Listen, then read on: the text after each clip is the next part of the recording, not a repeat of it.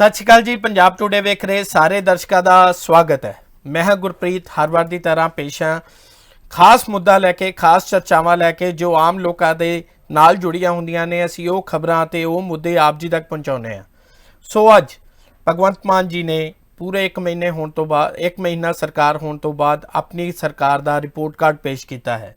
Report card दे विच तमाम वो बदलाव और तमाम वो ऐलान जो उन्होंने पिछले दिन ही किए ने, उन्होंने सारिਆਂ ਦੀ एक चैकलिस्ट सी।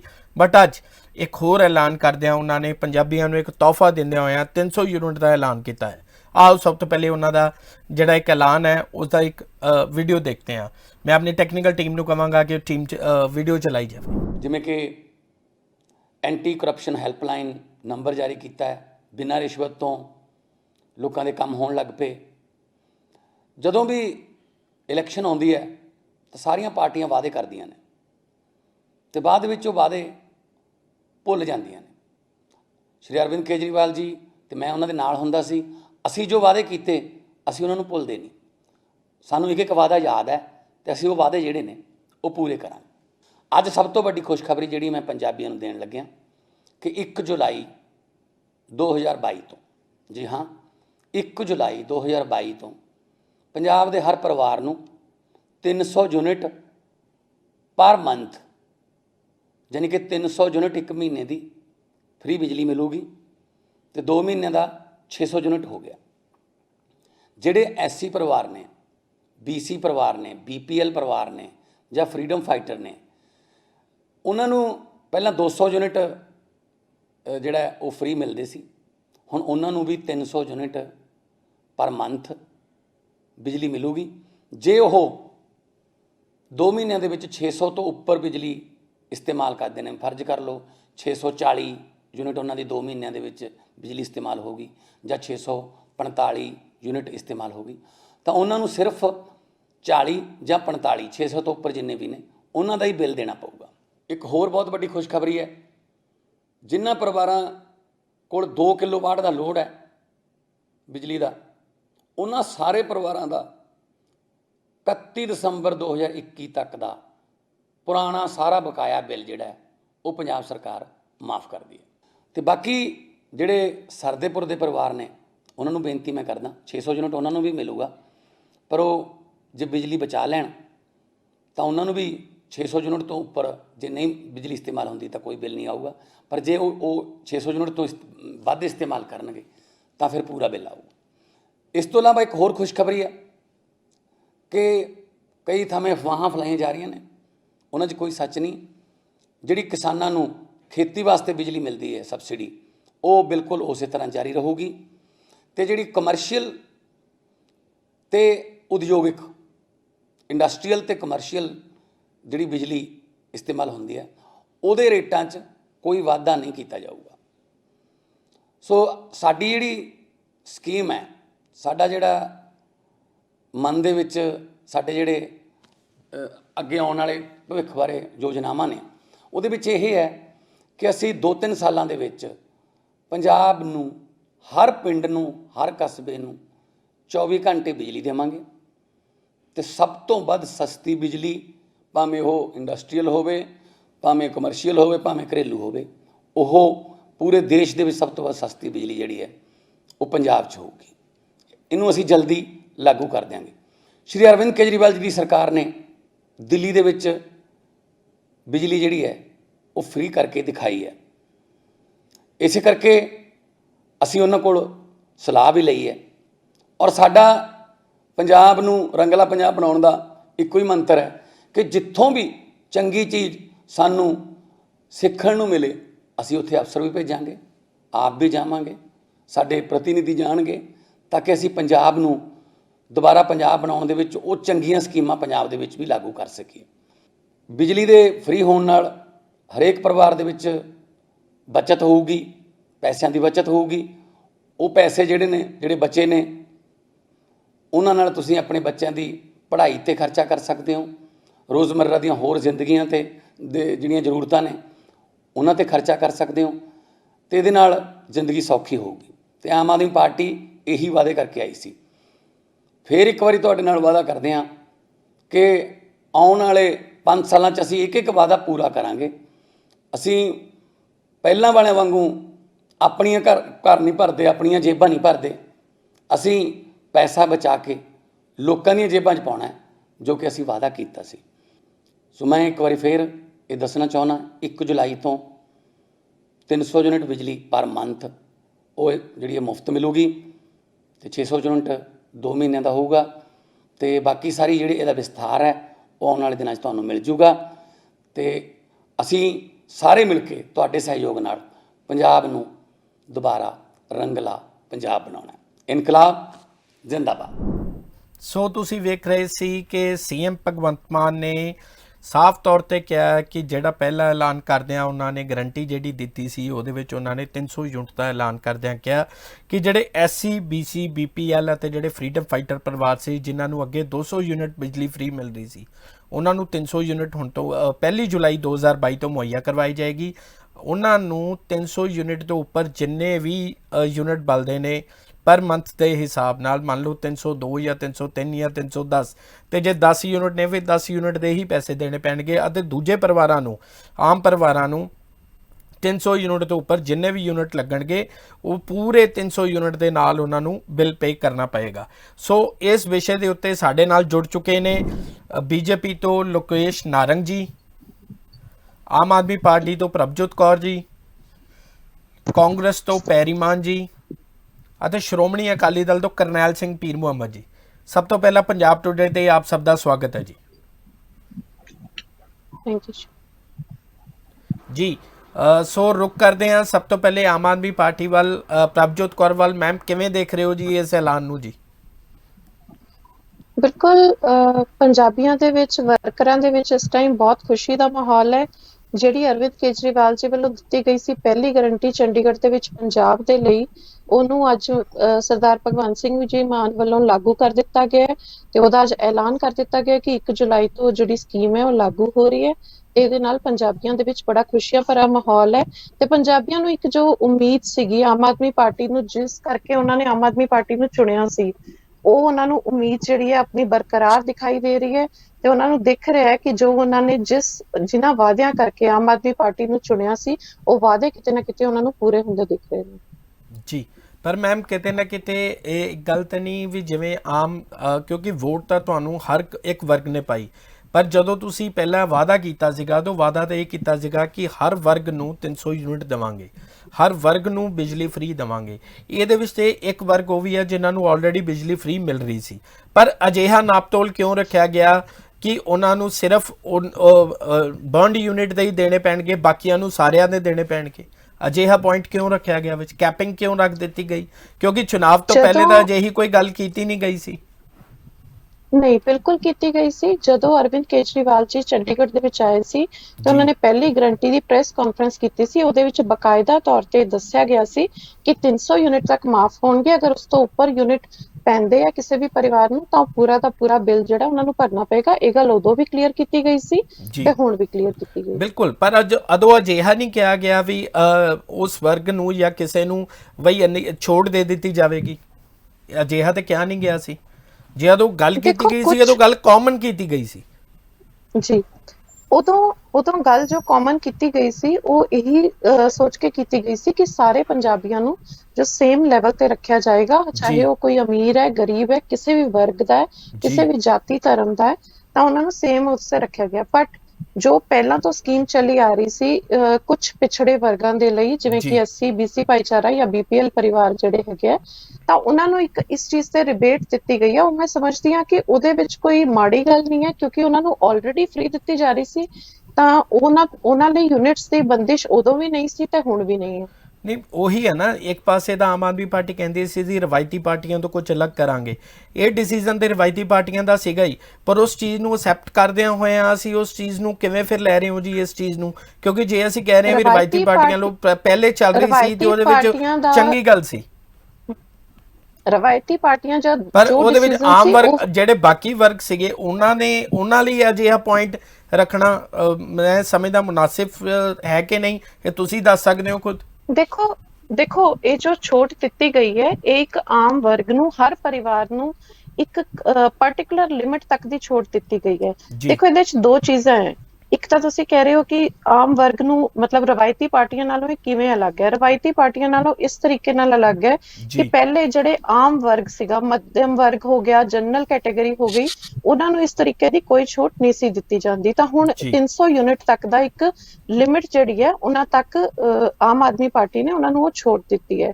ਦੂਸਰਾ ਇਹਦੇ ਚ ਮੈਂ ਸਮਝਦੀ ਹਾਂ ਕਿ ਇਹ 300 ਯੂਨਿਟ ਨੂੰ ਜਿਹੜਾ ਲਿਮਿਟ ਕੀਤਾ ਗਿਆ ਹੈ, ਇਹ ਇਸ ਕਰਕੇ ਕੀਤਾ ਗਿਆ ਕਿਉਂਕਿ ਜਦੋਂ ਵੀ ਅਸੀਂ ਕਿਸੇ ਨੂੰ ਕੋਈ ਫ੍ਰੀ ਦਿੰਦੇ ਆ ਜਾਂ ਕਿਸੇ ਵੀ ਕਿਸਮ ਦੀ ਕੋਈ ਸਹੂਲਤ ਦਿੰਦੇ ਆ ਤਾਂ ਉਹਦੇ ਵਿੱਚ ਇੱਕ ਲਿਮਿਟ ਰੱਖਣਾ ਮੈਂ ਸਮਝਦੀ ਹਾਂ ਜ਼ਰੂਰੀ ਹੋ ਜਾਂਦਾ, ਜਿਹਦੇ ਨਾਲ ਕਿ ਕੰਜ਼ੰਪਸ਼ਨ ਦੇ ਉੱਤੇ ਆਮ ਲੋਕਾਂ ਨੂੰ ਕੰਟਰੋਲ ਕਰਨ ਦੀ ਵੀ ਆਦਤ ਪਵੇ। ਅਗਰ ਅਸੀਂ ਪੂਰੇ ਦਾ ਪੂਰਾ ਜਿਹੜਾ ਹੈਗਾ ਉਹਨਾਂ ਨੂੰ ਫ੍ਰੀ ਕਰ ਦਾਂਗੇ ਤਾਂ ਉੱਥੇ ਕਿਤੇ ਨਾ ਕਿਤੇ ਜੋ ਰਿਸੋਰਸਸ ਹੈਗੇ ਉਹਨਾਂ ਦਾ ਮਿਸਯੂਜ਼ ਵੀ ਹੋ ਸਕਦਾ, ਜੋ ਕਿ ਆਮ ਆਦਮੀ ਪਾਰਟੀ ਨਹੀਂ ਚਾਹੁੰਦੀ।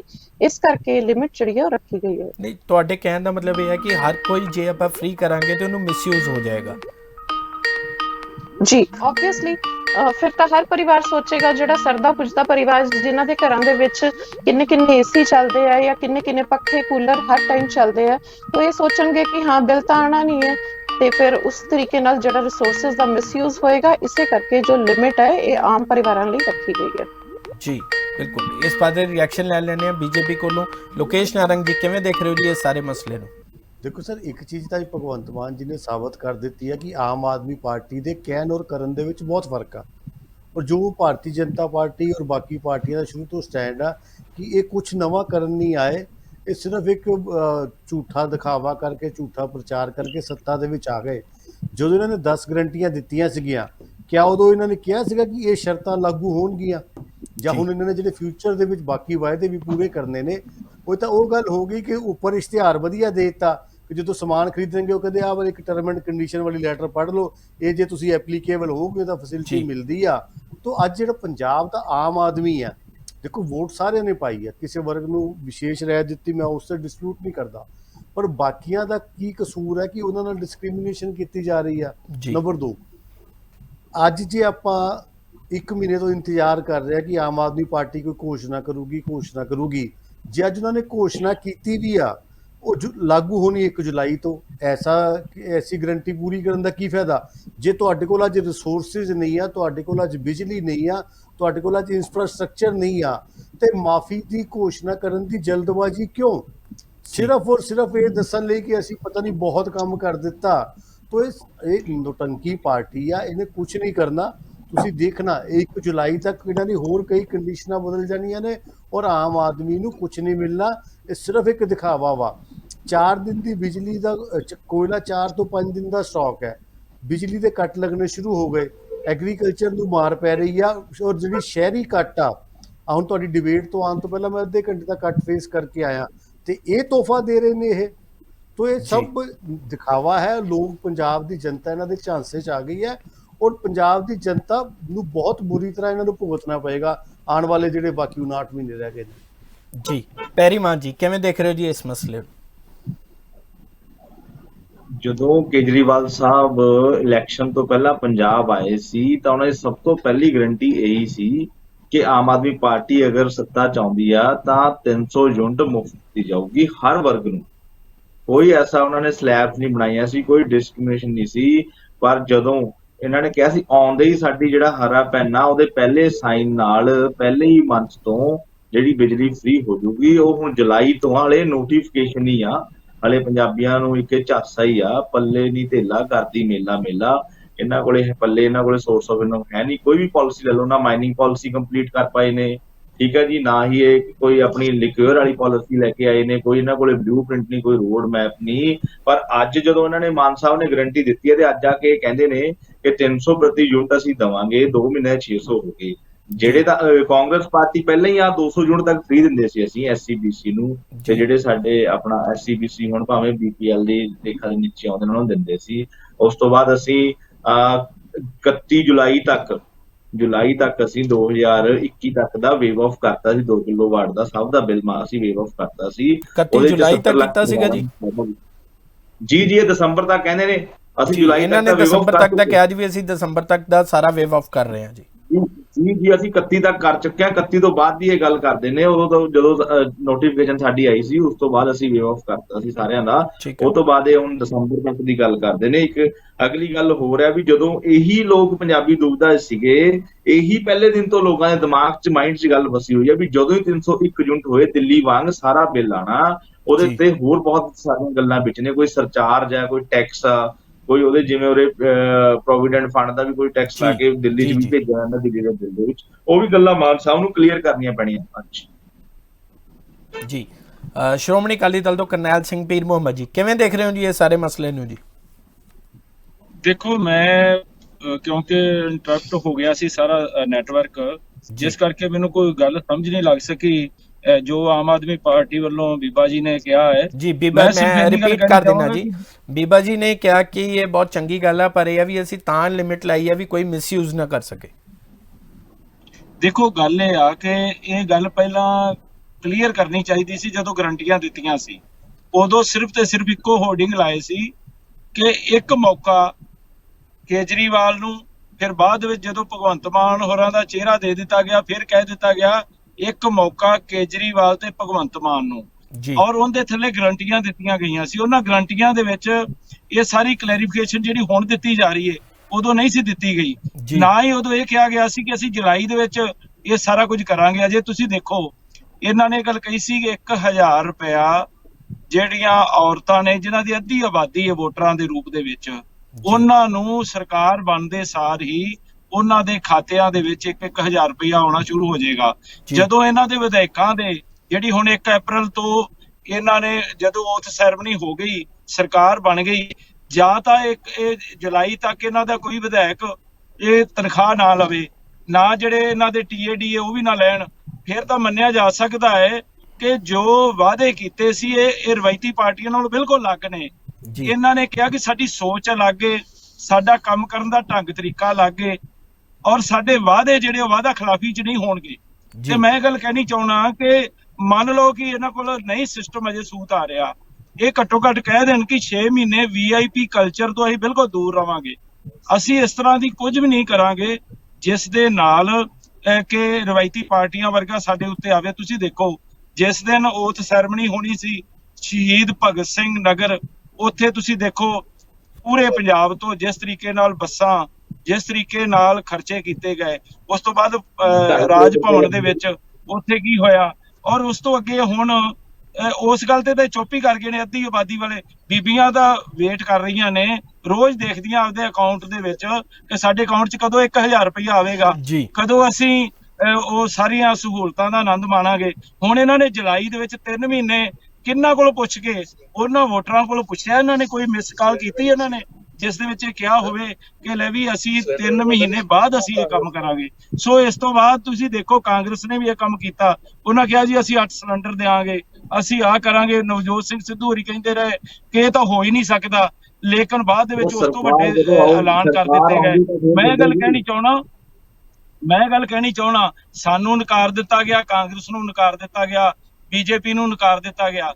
ਹੁਣ ਤਾਂ ਇੱਕ ਵੱਖਰੀ राजनीति करने वाले लोग, हम राजनीति करने नहीं आए, हम तो सिस्टम बदलने आए हैं। तो सिस्टम बदलने ये दसन कि किस तरीके का सिस्टम चलाना चाहते हैं। हुण जदों तुसी तुहाडे कोल पैसा तो है नहीं ते आपां ये गल कहिए आपां आम ही चले जाने, मेले दे विच भी चले जाइए, जे जेब च पैसा ना होवे चीज़ां तां सारियां नज़र आउणगियां, आ भी खा लीए, आ भी पी लीए, इस तरह कर ठीक है पीर मुहम्मद साहब, पर मैं इत्थे ये गल कहना चाहांगा जिवें तुसीं कह रहे हो पैसा है नहीं। एक मिनट प्रभजोत मैं तुहाडे हल आ रहा, पैसा है नहीं, पर यह भी तुसीं भी कई वादे कीते सीगे। जेकर पैसा नहीं सीगा कि की साडे कोल कोई रोड मैप सीगा भी तुसीं उहनूं पूरा कर सकदे? क्योंकि अक्सर ये गल आ रही है भी स्टेट कोल पैसा है नहीं, पार्टियां वादे ਤਾਂ ਕਰ ਦਿੰਦੀਆਂ ਨੇ, ਪਰ ਗੱਲ ਇੱਥੇ ਆ ਜਾਂਦੀ ਹੈ ਵੀ ਸਟੇਟ ਕੋਲ ਪੈਸਾ ਹੈ ਨਹੀਂ। ਪਰ ਫਿਰ ਵਾਅਦੇ ਕਿਸ ਮੁੱਦੇ ਤੇ ਕਰ ਦਿੱਤੇ ਜਾਂਦੇ ਨੇ ਜੇ ਸਟੇਟ ਕੋਲ ਪੈਸਾ ਨਹੀਂ ਹੈਗਾ? ਦੇਖੋ ਕੇਜਰੀਵਾਲ ਸਾਹਿਬ ਨੇ ਗੱਲ ਕਹੀ ਸੀ ਕਿ ਮੈਂ ਜਿਹੜਾ ਵੀ ਐਲਾਨ ਕਰਦਾ ਪਹਿਲਾਂ ਉਹਦਾ ਮੈਂ ਪ੍ਰਬੰਧ ਕਰ ਲੈਣਾ। ਉਹਨਾਂ ਦੀਆਂ ਤੁਸੀਂ ਪੁਰਾਣੀਆਂ ਇੰਟਰਵਿਊਜ਼ ਸੁਣ ਲਓ, ਉਹਨਾਂ ਨੇ ਨੈਸ਼ਨਲ TV ਤੇ ਦੂਸਰੇ YouTube ਚੈਨਲਾਂ ਦੇ ਉੱਪਰ ਸਾਰੀਆਂ ਉਹਨਾਂ ਦੀਆਂ ਪਈਆਂ ਹੋਈਆਂ ਨੇ ਡਿਬੇਟਾਂ, ਜਿਨ੍ਹਾਂ ਦੇ ਵਿੱਚ ਉਹਨਾਂ ਨੇ ਇਹ ਗੱਲ ਕਹੀ ਸੀ ਕਿ मैंने तो प्रबंध कर लिया, मैंने 20,000 रुपया तो जो माइनिंग में वहां से इकट्ठा कर लेना, और 20,000 भ्रष्टाचार जो है उससे इकट्ठा कर लेना, जो भ्रष्टाचार बंद कर देंगे। 10,000 उन्होंने कह दिता कि ਅਸੀਂ इथों लीकर तो ले लांगे। जी ਸੋ ਮੈਂ ਗੱਲ ਕਹਿਣੀ ਚਾਹੁੰਦਾ ਕਿ ਉਹਨਾਂ 50-60 ਹਜ਼ਾਰ ਰੁਪਇਆ ਕਰੋੜ ਰੁਪਇਆ ਜਿਹੜਾ ਉਹ ਵਿਖਾ ਦਿੱਤਾ ਗਿਆ। ਹੁਣ ਉਹਨਾਂ ਨੇ ਉਲਟੀ ਗੱਲ ਕੀ ਕਹੀ ਹੈ ਕਿ 3 ਲੱਖ ਕਰੋੜ ਰੁਪਇਆ ਕਰਜ਼ਾ ਨਹੀਂ ਪੰਜਾਬ ਦੇ ਸਿਰ ਤੇ, 4 ਲੱਖ ਕਰੋੜ ਰੁਪਇਆ। ਮਤਲਬ ਹੈ ਕਿ ਜਿਹੜਾ ਮਾੜੀ ਮੋਟੀ ਨੀਂਦ ਆਉਂਦੀ ਸੀ ਪੰਜਾਬ ਵਾਸੀਆਂ ਨੂੰ, ਉਹ ਵੀ ਨੀਂਦ ਹਰਾਮ ਹੋ ਗਈ ਕਿ ਜੀ। 4 ਲੱਖ ਕਰੋੜ ਰੁਪਇਆ ਇਹਨਾਂ ਨੇ, 1 ਲੱਖ ਕਰੋੜ ਰੁਪਇਆ ਪਹਿਲਾਂ ਇਹਨਾਂ ਨੂੰ ਇੱਕ ਵਾਈਟ ਪੇਪਰ ਜਾਰੀ ਕਰਨਾ ਚਾਹੀਦਾ ਸੀ। ਘੱਟੋ ਘੱਟ ਇਹ ਦੱਸ ਦੇ ਕਿ ਪੰਜਾਬ ਦੀ ਸਥਿਤੀ ਆ ਹੈ, ਲੇਕਿਨ ਅਸੀਂ ਤੁਹਾਡੇ ਲਈ ਇੱਕ ਵੱਖਰੀ ਰਾਜਨੀਤੀ, ਵੱਖਰਾ ਪ੍ਰਬੰਧ, ਰਾਜ ਪ੍ਰਬੰਧ ਲੈ ਕੇ ਆ ਰਹੇ ਹਾਂ।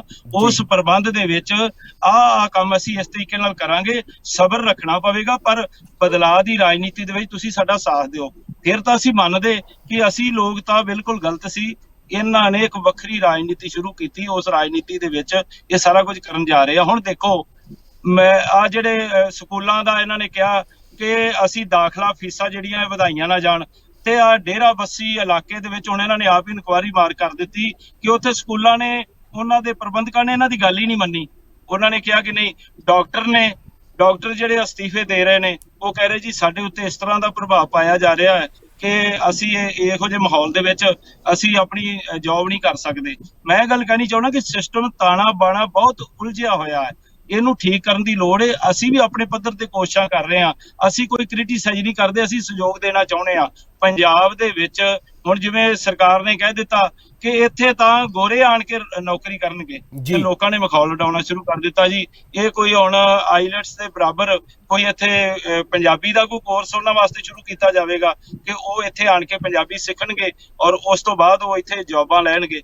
ਮੈਂ ਗੱਲ ਕਹਿਣੀ ਚਾਹੁੰਦਾ ਕਿ ਸਾਨੂੰ ਇੱਕ ਦੂਜੇ ਦੀ ਨੁਕਤਾਚੀਨੀ ਕਰਨ ਦੀ ਬਜਾਏ ਜੋ ਸਾਡੇ ਹਾਲਾਤ ਖਰਾਬ ਹੋਏ ਨੇ, ਜੇ ਅਸੀਂ ਇੱਕ ਦੂਜੇ ਤੋਂ ਵੱਧ ਚੜ ਕੇ ਇਹੋ ਜਿਹੀਆਂ ਗੱਲਾਂ ਕਰੀ ਜਾਵਾਂਗੇ, ਉਹਦੇ ਨਾਲ ਪੰਜਾਬ ਡਿਵੈਲਪ ਨਹੀਂ ਹੋਏਗਾ, ਉਹਦੇ ਨਾਲ ਪੰਜਾਬ ਦੇ ਹਾਲਾਤ ਦਿਨੋਂ ਦਿਨ ਹੋਰ ਖਰਾਬ ਹੋਣਗੇ। ਜੀ ਜੀ, ਕਿਵੇਂ ਦੇਖ ਰਹੇ ਹੋ ਮੈਮ ਪ੍ਰਭਜੋਤ ਮੈਮ ਇਹ ਸਾਰੀਆਂ ਗੱਲਾਂ ਨੂੰ? ਜੀ ਦੇਖੋ, ਇਹਨਾਂ ਨੇ ਗੱਲ ਕੀਤੀ ਮੇਰੇ ਸਹਿਯੋਗੀਆਂ ਨੇ, ਕਾਂਗਰਸ ਨੇ ਵੀ ਤੇ ਅਕਾਲੀ ਦਲ ਨੇ ਵੀ। ਮੈਂ ਇਹ ਕਹਿਣਾ ਚਾਹੁੰਦੀ ਹਾਂ ਕਿ ਜਿਵੇਂ ਇਹ ਗੱਲ ਹੋ ਰਹੀ ਹੈ 1 ਜੁਲਾਈ ਤੋਂ ਇਹ ਲਾਗੂ ਹੋਏਗਾ, ਸਾਨੂੰ 1 ਜੁਲਾਈ ਤੋਂ ਲਾਗੂ ਕਰਨ ਦੀ ਨੌਬਤ ਕਿਉਂ ਆਈ? ਅਸੀਂ ਸਾਰੇ ਇਸ ਟਾਈਮ ਸਮਝਦੇ ਹਾਂ ਕਿ ਪੰਜਾਬ ਦਾ ਖਜ਼ਾਨਾ ਜਿਹੜਾ ਉਹ ਖਾਲੀ ਹੈ, ਪੰਜਾਬ ਇਸ ਟਾਈਮ ਕਰਜ਼ੇ ਦੇ ਬੋਝ ਤਲੇ ਦੱਬਿਆ ਹੋਇਆ ਹੈ, ਤੇ ਉਹ ਕੀਤਾ ਕਿਵੇਂ?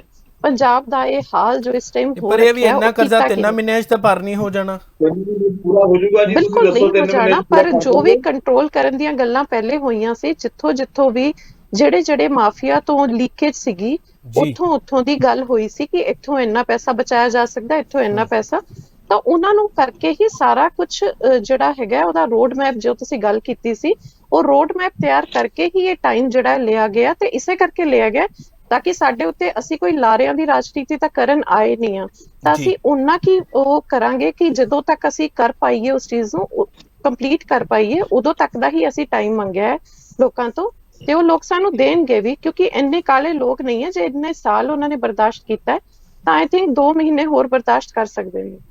ਜੀ ਪਹਿਲਵਾਨ ਜੀ ਤੁਸੀਂ ਕੁਝ ਕਹਿਣਾ ਚਾਹ ਰਹੇ ਸੀਗੇ? ਜੀ ਦੇਖੋ ਜੀ, ਹਲੇ ਮਾਨ ਸਾਹਿਬ ਨੇ ਜਿਹੜੀ ਅੱਜ ਰਿਪੋਰਟ ਕਾਰਡ ਪੇਸ਼ ਕੀਤਾ ਹੈ ਜੀ, ਰਿਪੋਰਟ ਕਾਰਡ ਉਹਦਾ ਹੁੰਦਾ ਜਦੋਂ ਆਪਾਂ ਕਿਸੇ ਨੂੰ ਗ੍ਰੇਡ ਦੇਣਾ ਹੋਵੇ, ਰਿਜ਼ਲਟ ਦਾ ਹੁੰਦਾ A+, A, B ਗ੍ਰੇਡ। ਹਲੇ ਤਾਂ ਐਗਜ਼ਾਮ ਨਹੀਂ ਦਿੱਤੇ ਇਹਨਾਂ ਨੇ, ਹਲੇ ਤਾਂ ਪੇਪਰ ਦੇਣ ਦੀ ਗੱਲ ਕਰਦੇ ਨੇ।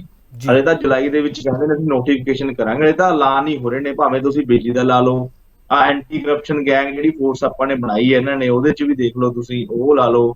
ਸੇਵਾ ਕੇਂਦਰ ਰੈਗੂਲਰ ਕਰਨ ਦੀ ਗੱਲ ਕਰ ਲਓ, ਵਿਧਾਇਕਾਂ ਦੀ ਪੈਨਸ਼ਨ ਉਵੇਂ ਐਜ਼ ਇਟ ਇਜ਼ ਆ ਰਹੀ ਹੈ।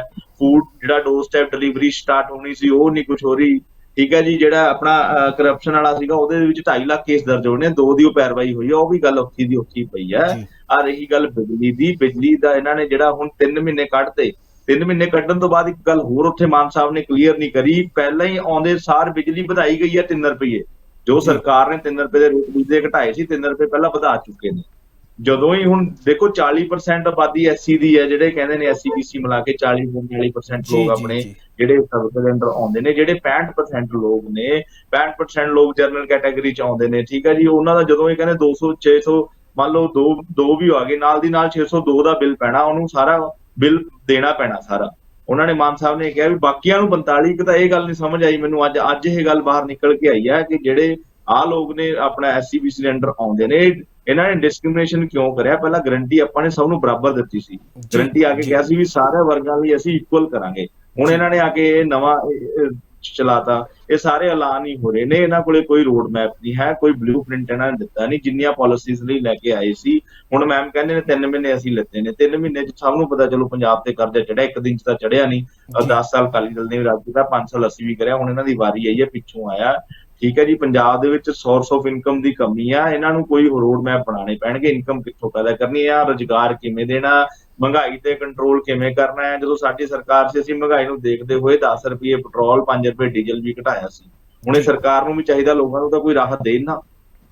ਜੀ ਇੱਕ ਸਾਢੇ ਹੋਰ 4 ਗੱਲ ਸਾਲ ਜਿਹੜੀ ਤੋਂ ਬਾਅਦ ਇਹ ਜੋ ਇਹਨਾਂ ਵੱਲੋਂ ਸਹੂਲਤਾਂ ਦਿੱਤੀਆਂ ਗਈਆਂ ਸੀ, ਚਾਹੇ ਉਹ ਬਿਜਲੀ ਦੇ ਰੇਟ ਘੱਟ ਕਰਨ ਦੀ ਗੱਲ ਹੋਵੇ, ਇਨਫੈਕਟ ਪੌਣੇ 5 ਸਾਲ ਦੀ ਸਰਕਾਰ ਬੀਤਣ ਤੋਂ ਬਾਅਦ ਤੇ ਪੈਟਰੋਲ ਦੇ ਵੀ ਗੱਲ ਕੀਤੀ ਕਿਸਾਨਾਂ ਦਾ 592 ਕਰੋੜ ਸਮਥਿੰਗ ਜਿੰਨਾ ਬਣਦੇ ਸੀ ਉਹਨਾਂ ਦਾ ਅਸੀਂ ਕਰਜ਼ਾ ਵੀ ਮਾਫ ਕੀਤਾ ਆ। ਠੀਕ ਹੈ, ਤੁਸੀਂ ਆਰਡੀਐਫ ਦੀ ਕਿਸ਼ਤ ਨਹੀਂ ਆਪਾਂ ਲੈ ਕੇ ਆ ਸਕੇ, ਅਸੀਂ 2% ਤੋਂ 3% ਕੀਤੀ ਸੀ, 2% ਤੋਂ 3% ਕੀਤੀ ਸੀ।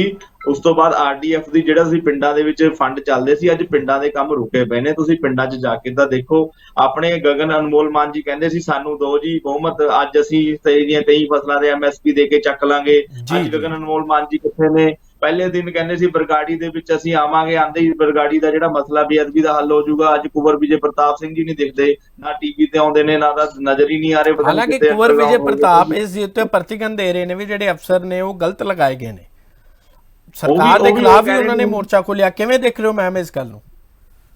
ਦੇਖੋ ਕਾਲੇ ਨਾ ਪਾਓ, ਮੈਂ ਤਾਂ ਨਹੀਂ ਇੱਕੋ ਨਹੀਂ ਗੱਲ ਮੈਂ ਕਹੂੰਗੀ ਅਸੀਂ ਕਿ ਕਾਲੇ ਨਹੀਂ ਜਿਵੇਂ ਬਹਿ ਰਹੇ, ਅਸੀਂ ਇਹ ਗੱਲ ਕਰ ਰਹੇ ਹਾਂ ਵੀ ਕੁੰਵਰ ਵਿਜੇ ਪ੍ਰਤਾਪ ਨੇ ਆਪਣੀ ਸਰਕਾਰ ਦੇ ਖਿਲਾਫ ਹੀ ਮੋਰਚਾ ਖੋਲਿਆ। ਫੇਸਬੁੱਕ ਦੇ ਉੱਤੇ ਉਹਨਾਂ ਨੇ ਬਕਾਇਦਾ ਪੋਸਟ ਪਾ ਕੇ ਇਸ ਚੀਜ਼ ਦਾ ਵਿਰੋਧ ਜਾਰੀ ਕੀਤਾ। ਪ੍ਰਭਜੋਤ ਜੀ ਐਕਸ-ਡੀਜੀਪੀ ਦੇਖੋ ਪੰਜਾਬ ਨੇ, ਉਹ ਐਮਐਲਏ ਨੇ, ਤੁਹਾਡੇ ਨੁਮਾਇੰਦੇ ਦੇਖੋ ਨੇ ਜੀ ਜਿਹੜੀ ਉਹ। ਗੱਲ ਆਪਾਂ ਪਹਿਲਾਂ ਇਸ ਟੌਪਿਕ ਤੇ ਗੱਲ ਕਰਦੇ ਹਾਂ ਕਿ ਜਿਵੇਂ ਤੁਸੀਂ ਕਿਹਾ ਕਿ 300 ਯੂਨਿਟ ਦੀ ਗੱਲ ਹੋਈ ਸੀ ਤੇ ਉਦੋਂ ਇਹ ਕਲੈਰਿਟੀ ਨਹੀਂ ਸੀ ਕੀਤੀ ਗਈ ਕਿ ਜਿਹੜਾ ਹੈਗਾ 300 ਯੂਨਿਟ ਤੋਂ ਜਦੋਂ ਉੱਪਰ ਬਿੱਲ ਆਏਗਾ ਤਾਂ ਉਹਦੇ ਤੇ ਸਾਰਾ ਬਿੱਲ ਲੱਗ ਕੇ ਆਏਗਾ। ਬਕਾਇਦਾ ਇਸ ਗੱਲ ਦੀ ਕਲੈਰਿਟੀ ਦਿੱਤੀ ਗਈ ਸੀ ਜਦੋਂ ਅਰਵਿੰਦ ਕੇਜਰੀਵਾਲ ਜੀ ਦੀ, ਜੇ ਤੁਸੀਂ ਉਹ ਪੀਸੀ ਖੋਲ ਕੇ ਦੇਖੋ ਤਾਂ ਬਕਾਇਦਾ ਉੱਥੇ ਇੱਕ ਪੱਤਰਕਾਰ ਨੇ ਸਵਾਲ ਕੀਤਾ ਸੀ ਇਹ ਅਨਾਉਂਸਮੈਂਟ ਹੋਣ ਤੋਂ ਬਾਅਦ, ਗਾਰੰਟੀ ਦੇਣ ਤੋਂ ਬਾਅਦ, ਤਾਂ ਉੱਥੇ ਉਹਨਾਂ ਨੇ ਕਲੈਰਿਟੀ ਬਿਲਕੁਲ ਦਿੱਤੀ ਸੀ ਕਿ 301 ਯੂਨਿਟ ਅਗਰ ਆਏਗਾ ਤਾਂ ਸਾਰਾ ਬਿੱਲ ਜਿਹੜਾ ਹੈ ਲੱਗ ਕੇ ਆਏਗਾ। ਪਰ ਇਹ ਵੀ ਜਿਵੇਂ ਤੇ ਕਿ ਨਾਲ ਮੈਂ ਪਹਿਲਾਂ ਕਲੈਰਿਟੀ ਵੀ ਨਹੀਂ ਨਾ ਦਿੱਤੀ ਕੈਟਾਗਰੀ ਵੀ ਦੀ ਗੱਲ ਨਹੀਂ ਸੀ ਮਤਲਬ ਕੀਤੀ ਕਿ ਇੱਕ ਕੈਟਾਗਰੀ ਦੀ ਗੱਲ ਕਦੇ ਨਹੀਂ ਵਿਸ਼ੇਸ਼ ਕੀਤੀ। ਵਰਗ ਨੂੰ ਗੱਲ ਹੋ ਚੰਗੀ ਰਹੀ ਗੱਲ ਹੈ ਹੈ ਵੈਸੇ ਤਾਂ ਦੇਣਾ, ਪਰ ਵੀ ਉਹ ਅਜਿਹੀ ਕੀਤਾ ਜਾਏਗਾ। ਉਦੋਂ ਤੇ ਕਾਮਨ ਗੱਲ ਕੀਤੀ ਗਈ ਵੀ ਸਾਰੇ ਪੰਜਾਬ ਲਈ ਇੱਕ ਰੂਲ ਰਹੇਗਾ। ਕਾਮਨ ਗੱਲ ਪ੍ਰਭਜੋਤ ਇਸ ਲਈ ਮੈਮ ਕੀਤੀ ਗਈ ਸੀ ਕਿਉਂਕਿ ਅੱਜ ਤੋਂ ਪਹਿਲਾਂ ਜਿੰਨੀਆਂ ਵੀ ਸਰਕਾਰਾਂ ਰਹੀਆਂ ਉਹਨਾਂ ਨੇ ਸਿਰਫ ਇੱਕ ਵਿਸ਼ੇਸ਼ ਵਰਗ ਨੂੰ ਹੀ ਜਿਹੜੀ ਹੈ ਰਿਬੇਟ ਦਿੱਤੀ ਸੀ ਬਿਜਲੀ ਦੇ ਬਿੱਲਾਂ ਦੇ ਉੱਤੇ। ਜੀ। ਤੇ ਸਾਡੀ ਸਰਕਾਰ ਨੇ ਜੋ ਉਹ ਗੱਲ ਕੀਤੀ ਸੀ ਕਿ ਅਸੀਂ ਇੱਕ ਕਾਮਨ ਪਲੇਟਫਾਰਮ ਤੇ ਲੈ ਕੇ ਆਵਾਂਗੇ ਤਾਂ ਕਿ ਹਰ ਜਿਹੜਾ ਜਨਰਲ ਵਰਗ ਹੈ, ਕਿਉਂਕਿ ਜਨਰਲ ਵਰਗ ਦੇ ਵਿੱਚ ਵੀ ਲੋਅਰ ਕੈਟਾਗਰੀ ਹੈਗੀ ਹੈ, ਮਿਡਲ ਕਲਾਸ ਬਟ ਉਹ ਵਹੀ ਕੈਟਾਗਰੀ ਨਹੀਂ ਨਾ, ਹੈਗੀ ਹੈ। ਗਵਰਨਮੈਂਟ ਨੇ ਤਾਂ ਫਿਰ ਕਿਤੇ ਨਾ ਕਿਤੇ ਕਾਮਨ ਪਲੇਟਫਾਰਮ ਤੋਂ ਵੀ ਡਿਸਕ੍ਰਿਮੀਨੇਸ਼ਨ ਰੱਖ ਲਿਆ। ਨਹੀਂ ਡਿਸਕ੍ਰਿਮੀਨੇਸ਼ਨ ਇਸ ਤਰੀਕੇ ਨਾਲ ਨਹੀਂ ਹੋਇਆ। ਡਿਸਕ੍ਰਿਮੀਨੇਸ਼ਨ ਦੀ ਗੱਲ ਆਪਾਂ ਇੱਥੇ ਨਹੀਂ ਕਰ ਸਕਦੇ, ਸਿਰਫ ਸਹੂਲਤ ਦੇਣ ਦੀ ਗੱਲ ਹੈ। ਜਿਨ੍ਹਾਂ ਪਰਿਵਾਰਾਂ ਨੂੰ ਪਹਿਲੇ ਹੀ ਬਿੱਲ ਲੱਗ ਕੇ ਨਹੀਂ ਸੀ ਆ ਰਹੇ, ਚਾਹੇ ਉਹਨਾਂ ਦੇ 300 ਯੂਨਿਟ ਹੁੰਦੇ ਜਾਂ 400 ਯੂਨਿਟ, ਜਿਨ੍ਹਾਂ ਨੂੰ ਪਹਿਲਾਂ ਪੂਰੇ ਦੇ ਪੂਰੇ ਮਾਫ ਸੀ ਉਹਨਾਂ ਨੂੰ ਹੁਣ ਵੀ ਮਾਫ ਨੇ, ਤੇ ਜਿਨ੍ਹਾਂ ਨੂੰ ਕੁਝ ਵੀ ਮਾਫ ਨਹੀਂ ਸੀ ਉਹਨਾਂ ਨੂੰ 300 ਯੂਨਿਟ ਤੱਕ ਦੀ ਮਾਫੀ ਜਿਹੜੀ ਹੈ ਉਹ ਬਿੱਲਾਂ ਦੇ ਉੱਤੇ ਦਿੱਤੀ ਗਈ ਹੈ। ਠੀਕ ਹੈ। ਇੱਕ ਹੋਰ ਉਹਨਾਂ ਨੇ ਗੱਲ ਆਪਣੇ ਭਾਸ਼ਣ ਦੇ ਵਿੱਚ ਕਹੀ ਸੀਗੀ ਕਿ ਜੇਕਰ ਸਾਨੂੰ ਕੋਈ, ਅੱਜ ਇੱਕ ਹੋਰ ਲਾਈਵ ਹੋਇਆ ਸੀ ਉਹਦੇ ਵਿੱਚ ਵੀ ਉਹਨਾਂ ਨੇ ਇਹ ਗੱਲ ਕਹੀ ਵੀ ਜੇਕਰ ਸਾਨੂੰ ਬਿਹਤਰੀ ਦੇ ਲਈ ਕਿਸੇ ਹੋਰ ਸੂਬੇ ਦੇ ਵਿੱਚ ਵੀ ਜਾਣਾ ਪਿਆ ਜਾਂ ਕੁਝ ਦੇਖਣ ਦੇ ਲਈ ਸਾਡੇ ਅਧਿਕਾਰੀ ਵੀ ਜਾਣਗੇ, ਸੰਪਰਕ ਵੀ ਕਰਨਗੇ, ਕਿਤੇ ਨਾ ਕਿਤੇ ਮੈਨੂੰ ਲੱਗਦਾ ਵੀ ਇਹ ਗੱਲ ਦਾ ਜਿਹੜਾ ਬਿਆਨ ਸੀਗਾ, ਇਹਦਾ ਜਿਹੜਾ ਰਿਵਰਟ ਸੀਗਾ ਉਹ ਇਸ ਗੱਲ ਤੋਂ ਸੀਗਾ ਕਿ ਜਿਹੜੇ ਪਿੱਛੇ ਅਧਿਕਾਰੀਆਂ ਨੇ ਦਿੱਲੀ ਵਿਖੇ ਜਾ ਕੇ ਮੀਟਿੰਗ ਕੀਤੀ। ਕਿਵੇਂ ਵੇਖਦੇ ਹੋ ਜੀ ਸਾਰੇ ਇਸ ਗੱਲ ਨੂੰ? ਸਭ ਤੋਂ ਪਹਿਲੇ ਰਿਐਕਸ਼ਨ ਲੈਣੇ ਆ ਬੀਜੇਪੀ ਲੋਕੇਸ਼ ਨਾਰੰਗ ਜੀ ਤੋਂ। ਅੱਜ ਇਹ ਬਿਆਨ ਨੂੰ ਕਿਵੇਂ ਦੇਖ ਰਹੇ ਹੋ ਜੀ? ਦੇਖੋ ਸਰ, ਸਰਕਾਰ ਨੇ ਜਿਹੜੇ ਸੰਵਿਧਾਨ ਦੀ ਸ਼ਪਥ ਲਿੱਤੀ ਆ ਜੀ ਉਹਦੇ ਕੰਮ ਕਰਨ ਦਾ ਇੱਕ ਤਰੀਕਾ ਹੁੰਦਾ। ਜੀ ਆਪਾਂ ਖਟਕੜ ਕਲਾ ਦੇ ਵਿੱਚ ਸਹੁੰ ਲਈ ਔਰ ਸਰ ਉਹਦੇ ਆਵਾਜ਼ ਵਿੱਚ ਘੱਟ ਆ ਰਹੀ ਹੈ। ਆਪਾਂ ਜਿਹੜੀ ਖਟਕੜ ਕਲਾਂ ਦੇ ਵਿੱਚ ਸਹੁੰ ਚੱਕੀ, ਉਹਦੇ ਵਿੱਚ ਇਹ ਕਿਹਾ ਕਿ ਮੈਂ ਪਦ ਦੀ ਗੋਪਨੀਯਤਾ ਦਾ ਪੂਰਾ ਧਿਆਨ ਰੱਖੂੰਗਾ, ਸੀਕ੍ਰੇਟ ਕਿਸੇ ਦੇ ਨਾਲ ਸ਼ੇਅਰ ਨਹੀਂ ਕਰਾਂਗਾ ਜਦ ਤੱਕ ਕਿ ਬਹੁਤ ਜ਼ਰੂਰੀ ਨਾ ਹੋਣ। ਮੈਂ ਇਹ ਨਹੀਂ ਕਹਿੰਦਾ ਕਿ ਸਲਾਹ ਲੈਣ ਲਈ ਕਿਸੇ ਕੋਲ ਜਾਣਾ ਗਲਤ ਆ, ਪਰ ਉਹਦਾ ਇੱਕ ਪ੍ਰੋਸੀਜਰ ਹੁੰਦਾ, ਉਹਦੀ ਕੋਈ ਫਾਈਲ ਤੇ ਨੋਟਿੰਗ ਪੈਂਦੀ, ਕੋਈ ਸਿਸਟਮ ਹੁੰਦਾ, ਔਰ ਸੀਐਮ ਦੀ ਪ੍ਰੈਜ਼ੈਂਸ ਦੇ ਬਿਨਾਂ ਉਹ ਮੀਟਿੰਗ ਨਹੀਂ ਹੋ ਸਕਦੀ।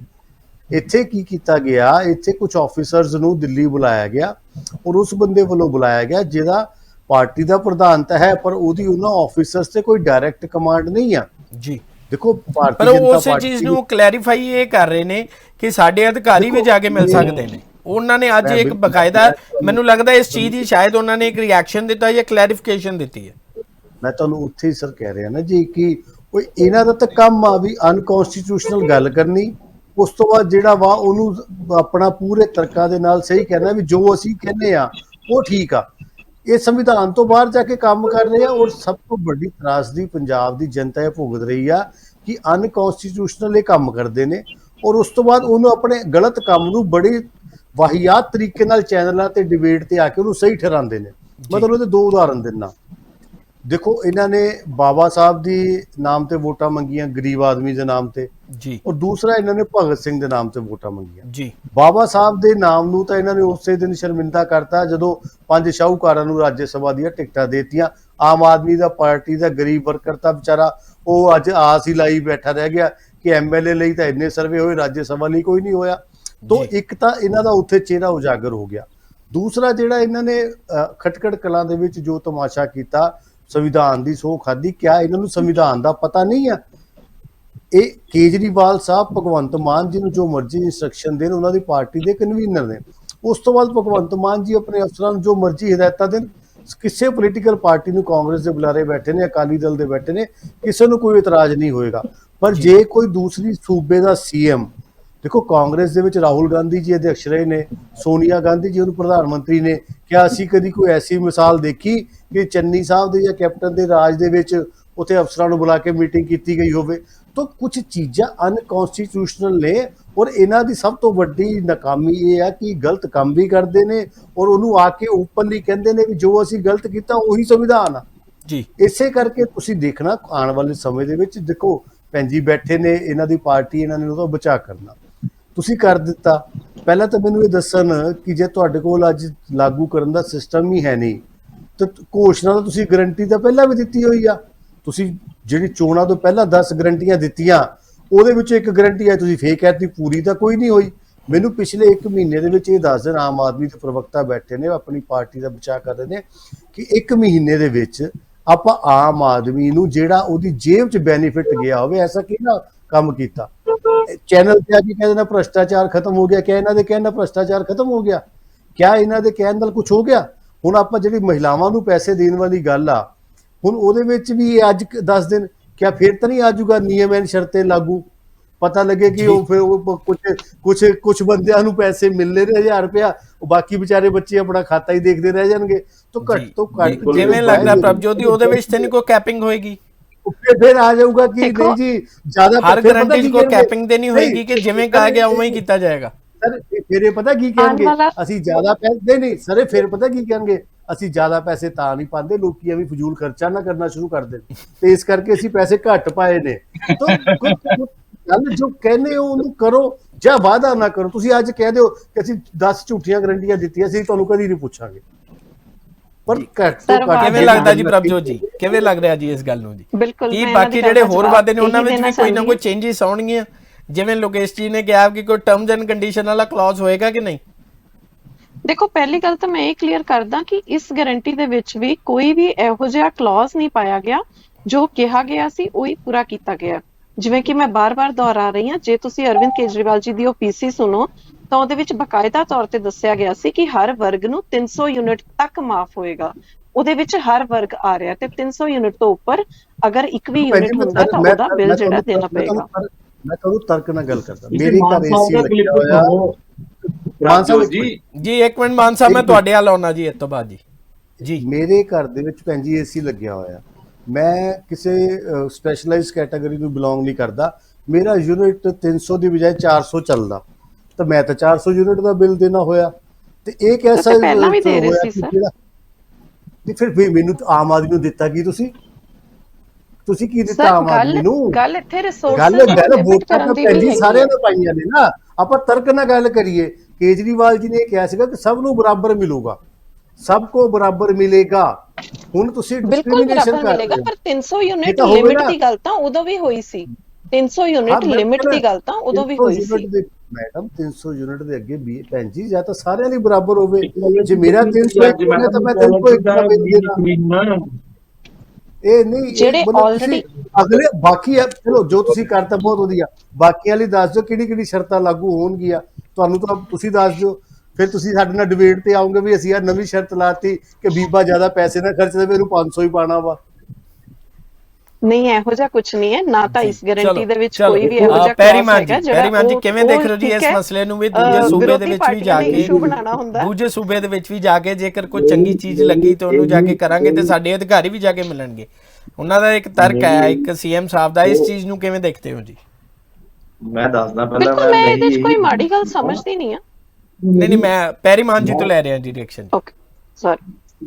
ਦੇਖੋ, ਜਿਹੜੀ ਮੈਂ ਗੱਲ ਨਾਲ ਬਿਲਕੁਲ ਸਹਿਮਤ ਹਾਂ ਬੀਜੇਪੀ ਦੇ ਪ੍ਰਵਕਤਾ ਜੀ ਨਾਲ, ਇਹ ਅਨਕੌਂਸ਼ੀਅਸ ਨਹੀਂ ਹੈ ਕੋਈ, ਇਹ ਗੈਰ ਸੰਵਿਧਾਨਿਕ ਤੌਰ ਤੇ ਜਾ ਕੇ ਜਿਹੜੇ ਅਫਸਰਾਂ ਨੂੰ ਉੱਥੇ ਬੁਲਾਇਆ ਜਾ ਰਿਹਾ। ਕੇਜਰੀਵਾਲ ਜੀ ਕੋਲੇ ਕੋਈ ਸਟੈਂਡਿੰਗ ਅਥਾਰਟੀ ਨਹੀਂ ਹੈ, ਉਹਨਾਂ ਕੋਲੇ ਕੋਈ ਰਾਈਟ ਨਹੀਂ ਹੈ ਕਿ ਕਿਸੇ ਆਫੀਸਰ ਨੂੰ ਬੁਲਾ ਕੇ ਉਹ ਦਿੱਲੀ ਡਾਇਰੈਕਟ ਮੀਟਿੰਗ ਲੈਣ, ਜਿੱਥੇ ਸੀਐਮ ਸਾਹਿਬ ਤੇ ਪੀਐਸਪੀਐਲ ਦੇ ਜਿਹੜੇ ਸਾਡੇ ਚੇਅਰਮੈਨ ਸੀਗੇ ਉੱਥੇ, ਸੌਰੀ ਤੇ ਆਪਣਾ ਮਾਨ ਸਾਹਿਬ ਨਹੀਂ ਸੀਗੇ, ਨਾ ਹੀ ਸਾਡੇ ਉੱਥੇ ਮੰਤਰੀ ਸੀਗੇ ਜਿਹੜੇ ਆਪਣਾ ਬਿਜਲੀ ਮਹਿਕਮੇ ਦੇ ਨੇ, ਉਹਨਾਂ ਦੀ ਗੈਰ ਹਾਜ਼ਰੀ ਦੇ ਵਿੱਚ ਮੀਟਿੰਗ ਲਈਗੀ। ਉਹ ਮੀਟਿੰਗ ਇਹ ਲੈ ਨਹੀਂ ਸਕਦੇ। ਇੱਕ ਸਿਰਫ ਕੇਜਰੀਵਾਲ ਸਾਹਿਬ ਨੇ ਇੱਕ ਸ਼ੋਅ ਕੀਤਾ ਹੈ ਕਿ ਹਾਂਜੀ ਉਹਨਾਂ ਦੀ ਜਿਹੜੀ ਕਮਾਂਡ ਹੈ ਸਾਰੀ ਆਮ ਆਦਮੀ ਪਾਰਟੀ ਦੀ ਪੰਜਾਬ ਦੇ, ਉਹਨਾਂ ਕੋਲੇ ਆ। ਇਹਨਾਂ ਨੂੰ ਇੱਕ ਰਬੜ ਦੇ ਸਟੈਂਪ ਤੇ ਕਠਪੁਤਲੀ ਤਰ੍ਹਾਂ ਯੂਜ਼ ਕਰ ਰਹੇ ਨੇ, ਇਹਨਾਂ ਨੂੰ ਬੁਲਾਇਆ ਨਹੀਂ ਜਾ ਰਿਹਾ।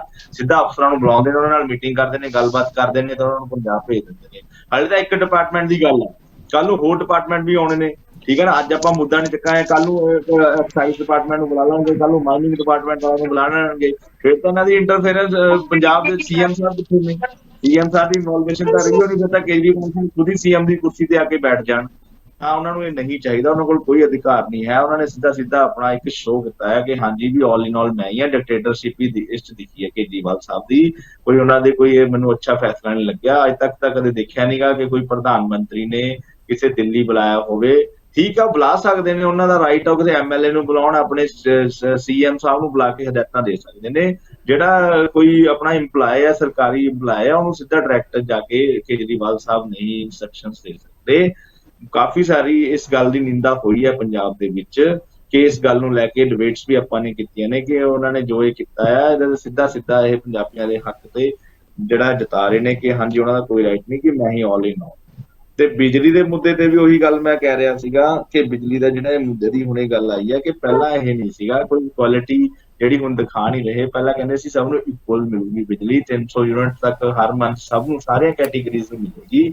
ਜੇ ਕੋਈ ਵੱਧ ਆਉਂਦਾ ਆ, ਠੀਕ ਆ, ਬਿੱਲ 300 ਯੂਨਿਟ ਤੋਂ ਵੱਧ 200 600 ਤੋਂ ਵੱਧ ਆਉਂਦਾ ਤਾਂ ਸਭ ਨੂੰ ਉਹਦਾ ਬਿੱਲ ਭਰਨਾ ਪਊਗਾ। ਪਰ ਅੱਜ ਆਪਾਂ ਭਗਵੰਤ ਮਾਨ ਸਾਹਿਬ ਦੀ ਹੁਣੇ ਲੇਟੈਸਟ ਹੀ ਵੀਡੀਓ ਜਿਹੜੀ ਹੁਣੇ ਸੁਣੀ ਹੈ ਕਿ ਜਿਹੜੇ ਕੈਟਾਗਰੀ ਵਾਈਜ਼ ਲੋਕ ਨੇ ਉਹ ਤਾਂ ਉਹਨਾਂ ਭਰਨਗੇ, ਬਾਕੀਆਂ ਨੂੰ ਸਾਰਾ ਭਰਨਾ ਪਊਗਾ।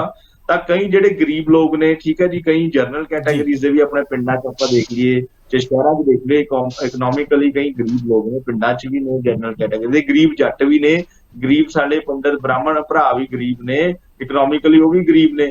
ਜੇ ਕਿਆ ਹੁਣ ਉਹੀ ਗੱਲ ਕਰਦਾ, ਜੇ ਕਿਸੇ ਦੇ ਘਰ 'ਚ ਉਹ ਬਿਜਲੀ ਉਹਦੀ ਆ ਜਾਂਦੀ ਹੈ ਉਹਦੇ ਤਾਂ ਬੋਝ ਪੈ ਜਾਊਗਾ। ਕਈ ਐਸਸੀਬੀਸੀ ਲੋਕ ਵੀ ਅਮੀਰ ਨੇ, ਕਿ ਐਸਾ ਨਹੀਂ ਹੈ ਕਿ ਸਾਰੀ ਐਸਸੀਬੀਸੀ ਗਰੀਬ ਨੇ, ਐਸਸੀਬੀਸੀ ਗਰੁੱਪ ਵੀ ਅੱਛੀ ਪੋਜੀਸ਼ਨ ਤੇ ਨੇ, ਅੱਛਾ ਵੈਲ ਸੈਟਲ ਨੇ, ਵਪਾਰ ਆ ਉਹਨਾਂ ਦਾ ਤਾਂ ਉਹ ਵੀ ਸੈੱਟ ਨੇ। ਤਾਂ ਇਹ ਕਿਤੇ ਨਾ ਕਿਤੇ ਮੈਨੂੰ ਕੋਈ ਡਾਊਟ ਅੱਜ ਮਨ 'ਚ ਇਹੀ ਸੀਗਾ ਕਿ ਆਹ ਜਾਂ ਨਵੀਂ ਚੀਜ਼ ਨਿਕਲ ਕੇ ਆਈ ਹੈ, ਇਹਦਾ ਦੁੱਖ ਹੈ ਕਿ ਉਹਨਾਂ ਨਾਲ ਅੱਜ ਇਹ ਪੰਜਾਬੀ ਜਿਹੜੇ ਨੇ ਉਹਨਾਂ ਨਾਲ ਅੱਜ ਇਹ ਡਿਸਕ੍ਰਿਮੀਨੇਸ਼ਨ ਇਹਨਾਂ ਨੇ ਦਿਖਾਇਆ ਵਾ। ਜੀ ਕਰਨੈਲ ਸਿੰਘ ਪੀਰ ਮੁਹੰਮਦ ਜੀ, ਸ਼੍ਰੋਮਣੀ ਅਕਾਲੀ ਦਲ ਤੋਂ। ਜੀ ਮੈਮ, ਸਰ ਕਿਵੇਂ ਦੇਖ ਰਹੇ ਹੋ ਜੀ ਇਸ ਮਸਲੇ ਨੂੰ? ਦੇਖੋ, ਹੁਣ ਤਾਂ ਬੀਤ ਗਿਆ ਸਮਾਂ, ਹੁਣ ਤਾਂ ਪੰਜਾਬ ਵਾਸੀਆਂ ਨੂੰ ਜਿਹੜਾ ਬਦਲਾਅ ਨਜ਼ਰ ਆਵੇਗਾ ਔਰ ਉਸ ਬਦਲਾਅ ਦੇ ਵਿੱਚ ਜਿਹੜੇ ਫੋਕੇ ਵਾਅਦੇ ਕੀਤੇ ਗਏ ਨੇ ਉਹਨਾਂ ਵਾਅਦਿਆਂ ਨੂੰ ਹੁਣ ਕਿਸ ਤਰੀਕੇ ਨਾਲ ਲਾਗੂ ਕਰਾਇਆ ਜਾਂਦਾ, ਇਹ ਸਭ ਤੋਂ ਵੱਡੀ ਚੁਣੌਤੀ ਹੋਵੇਗੀ ਆਮ ਆਦਮੀ ਪਾਰਟੀ ਦੀ। ਕਿਉਂਕਿ ਗਰੰਟੀਆਂ ਇਹਨਾਂ ਨੇ ਦਿੱਤੀਆਂ ਔਰ ਗਰੰਟੀਆਂ ਇੰਨੀਆਂ ਕੁ ਦੇ ਦਿੱਤੀਆਂ, 35,000 ਆਊਟਸੋਰਸ ਮੁਲਾਜ਼ਮਾਂ ਦੀ ਗੱਲ ਹੋ ਰਹੀ ਹੈ, ਫਿਰ ਦੂਸਰੇ ਆਪਣੇ 25,000 ਜਿਹੜੇ ਆਪਣੇ ਪੱਕੇ ਕਰਨੇ ਆ ਉਹਨਾਂ ਨੂੰ ਨੌਕਰੀਆਂ ਦੇਣੀਆਂ ਨੇ। ਅਜੇ ਤਾਂ ਬਹੁਤ ਕੁਝ ਹੈ ਜੀ, ਅੱਗੇ ਦੇਖੋ ਹੋਤਾ ਹੈ ਕਿਆ। ਅੱਗੇ ਤੁਸੀਂ ਬੜੀਆਂ ਵੱਡੀਆਂ ਸਮੱਸਿਆਵਾਂ ਨੇ। ਸਭ ਤੋਂ ਵੱਡਾ ਕਿ ਇਨਕਮ ਆਫ ਸੋਰਸ, ਇਹਨਾਂ ਨੇ ਕਿਹਾ ਸੀ ਕਿ ਅਸੀਂ ਸ਼ਰਾਬ ਦੇ ਉੱਤੇ ਇੱਕ ਨੀਤੀ ਬਣਾਵਾਂਗੇ। ਦੇਖੋ, ਪਹਿਲੀ ਗੱਲ ਤਾਂ ਕਿ ਪੰਜਾਬ ਵਰਗੇ ਰਾਜ ਦੇ ਵਿੱਚ, ਮੈਂ ਤਾਂ ਇਸ ਹੱਕ ਦੇ ਵਿੱਚ ਆ ਕਿ ਇੱਥੇ ਪੂਰਨ ਨਸ਼ਾਬੰਦੀ ਹੋਣੀ ਚਾਹੀਦੀ ਹੈ। ਪਰ ਜੇ ਨਸ਼ਿਆਂ ਦੀ ਅੱਜ ਗੱਲ ਚੱਲ ਰਹੀ ਹੈ, ਪੰਜਾਬ ਦੀ ਜਵਾਨੀ ਦਾ ਸਭ ਤੋਂ ਵੱਡਾ ਘਾਣ ਹੈ ਉਹ ਨਸ਼ਿਆਂ ਨੇ ਕਰ ਦਿੱਤਾ। ਤੇ ਅੱਜ ਸ਼ਰਾਬ ਦੀ ਨੀਤੀ ਇਹਨਾਂ ਦੇ ਕੋਲ ਬਣ ਨਹੀਂ ਸਕੀ ਤੇ ਇਹਨਾਂ ਨੇ 3 ਮਹੀਨੇ ਐਕਸਟੈਂਡ ਕਰ ਦਿੱਤੀ ਅੱਗੇ। ਜੀ ਇਸੇ ਤਰ੍ਹਾਂ ਹੀ ਮਾਈਨਿੰਗ ਦੀ ਹੈ, ਮਾਈਨਿੰਗ ਦੇ ਉੱਪਰੋਂ 300 ਕਰੋੜ ਰੁਪਇਆ ਪਹਿਲਾਂ ਇਕੱਠਾ ਕੀਤਾ ਸੀ ਪੰਜਾਬ ਸਰਕਾਰ ਨੇ। ਫਿਰ ਬਾਅਦ ਦੇ ਵਿੱਚ ਇੱਕ ਇਹਨਾਂ ਨੇ ਪਾਲਿਸੀ ਬਣਾਈ ਜਿਹੜੀ ਚੰਨੀ ਸਰਕਾਰ ਨੇ, ਤੇ ਫਿਰ ਕਿੰਨਾ ਹੋਇਆ ਸਾਰਾ 85 ਕਰੋੜ ਰੁਪਇਆ। ਜੀ ਮੈਂ ਇਹ ਗੱਲ ਕਹਿਣੀ ਚਾਹੁੰਦਾ ਕਿ ਇਹ ਜਿਹੜਾ 20,000 ਕਰੋੜ ਰੁਪਏ ਦਾ ਇੱਕ ਬੜਾ ਵੱਡਾ ਇਹਨਾਂ ਨੇ ਦਮਗਜਾ ਮਾਰਿਆ ਸੀ ਕਿ ਅਸੀਂ ਮਾਈਨਿੰਗ ਤੋਂ ਹੀ ਇਕੱਠਾ ਕਰ ਲਵਾਂਗੇ। ਹੁਣ ਤੁਸੀਂ ਦੇਖੋ ਭ੍ਰਿਸ਼ਟਾਚਾਰ ਦੀ ਗੱਲ ਕਰਦੇ ਆ, ਜੇ ਭ੍ਰਿਸ਼ਟਾਚਾਰ ਰੋਕਿਆ ਜਾਂਦਾ ਹੈ ਤਾਂ ਉਹ ਤਾਂ ਇੱਕ ਵਿਅਕਤੀ ਵਿਸ਼ੇਸ਼ ਨੂੰ ਫਾਇਦਾ ਹੋਵੇਗਾ ਨਾ, ਜਿਹੜਾ ਆਪਣੇ ਰਿਸ਼ਵਤ ਦੇ ਰਿਹਾ ਸੀ। ਉਸ ਦੇ ਨਾਲ ਪੰਜਾਬ ਦਾ ਖਜ਼ਾਨਾ ਕਿਵੇਂ ਭਰੇਗਾ? ਇਹ ਇੱਕ ਸਭ ਤੋਂ ਵੱਡਾ ਸਵਾਲ ਹੈ। ਮੈਂ ਇਹ ਗੱਲ ਕਹਿਣੀ ਚਾਹੁੰਦਾ ਕਿ ਅਸੀਂ ਤਾਂ ਵੇਖ ਰਹੇ ਹਾਂ ਕਿ ਤੁਸੀਂ ਦੇਖੋ ਕਿ ਆਉਣ ਵਾਲੇ ਅਸੀਂ ਤਾਂ 6 ਮਹੀਨੇ ਵੀ ਦਿੱਤੇ ਕਿ ਅਸੀਂ ਕਿਸੇ ਤਰ੍ਹਾਂ ਦੀ ਨੁਕਤਾਚੀਨੀ ਨਹੀਂ ਕਰਦੇ ਕਿ 6 ਮਹੀਨਿਆਂ ਦੇ ਵਿੱਚ ਜਿਹੜੇ ਇਹਨਾਂ ਨੇ ਵਾਅਦੇ ਕੀਤੇ ਆ ਲੋਕਾਂ ਦੇ ਨਾਲ ਉਹ ਪੂਰੇ ਕਰਨ। ਫਿਰ ਦੂਸਰੀ ਗੱਲ ਹੈ ਕਿ IPS ਤੇ IAS ਅਫਸਰ ਉਹਨਾਂ ਨੂੰ ਤਾਂ ਪਹਿਲਾਂ ਹੀ ਬੜੀ ਜ਼ਬਰਦਸਤ ਟ੍ਰੇਨਿੰਗ ਮਿਲਦੀ ਹੈ ਔਰ ਟ੍ਰੇਨਿੰਗ ਤੋਂ ਬਾਅਦ ਹੀ ਉਹ ਚ ਲਗਾਏ ਜਾਂਦੇ ਆ। ਫੀਲਡ ਦੇ ਵਿੱਚ ਵੀ ਉਹਨਾਂ ਨੂੰ ਇੱਕ IPS ਅਫਸਰ ਨੂੰ ਪਹਿਲਾਂ ਇੱਕ ਥਾਣੇ ਤੋਂ ਦੀ ਸ਼ੁਰੂਆਤ ਹੁੰਦੀ ਹੈ, ਫਿਰ ਉਹਨੂੰ ਤਹਿਸੀਲ ਦੇ ਵਿੱਚ ਲਿਆਂਦਾ ਜਾਂਦਾ ਹੈ, ਫਿਰ ਉਹਨੂੰ ਡਿਸਟ੍ਰਿਕਟ ਹੈੱਡਕੁਆਟਰ ਦੇ ਉੱਤੇ ਬਿਠਾਇਆ ਜਾਂਦਾ।